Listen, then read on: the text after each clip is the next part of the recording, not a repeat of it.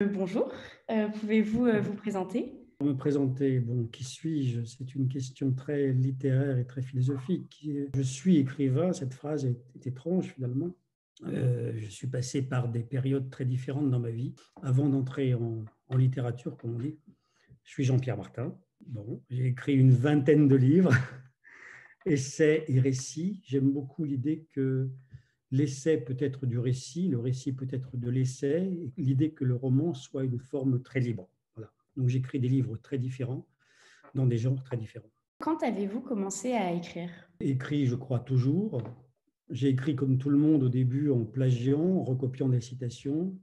J'ai écrit comme un lecteur passionné qui essaye d'imiter, quand il est enfant, des écrivains.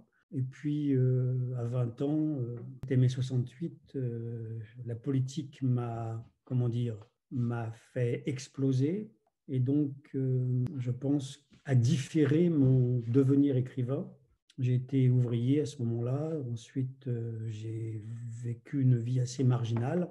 Je continue à écrire, mais sans avoir confiance en moi, sans me projeter en tant qu'écrivain, en étant presque, enfin, plus que sceptique et même critique à l'égard de tout devenir artiste. Il a fallu attendre une autre vie ensuite, quand j'ai passé les réalisations, je suis devenu, enfin, entre guillemets, universitaire, sans l'être vraiment. C'est là que j'ai commencé à écrire et j'ai envoyé des textes à la NRF, la revue de Gallimard, et des textes qui ont été immédiatement pris, donc là, ça m'a donné plus confiance. Mais disons que le premier livre est lié à cette expérience que j'ai eue de l'usine et le second livre à cette expérience que j'ai eue de la vie marginale. Avez-vous un livre de chevet préféré?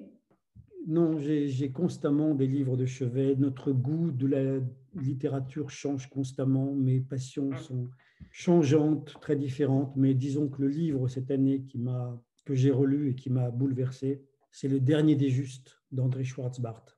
Voilà, c'est un livre extraordinaire qui est certes reconnu, mais qui n'a pas sa place, la place que légitimement il devrait avoir dans la littérature française et mondiale. Le Dernier des Justes, André Schwartzbart. Qu'est-ce qui vous anime dans l'idée d'animer un atelier? Ce qui est intéressant dans un atelier d'écriture, c'est l'idée au fond de considérer la littérature non pas comme réservée à quelques-uns, mais comme une activité, une pratique démocratique qui peut être partagée. C'est le premier point.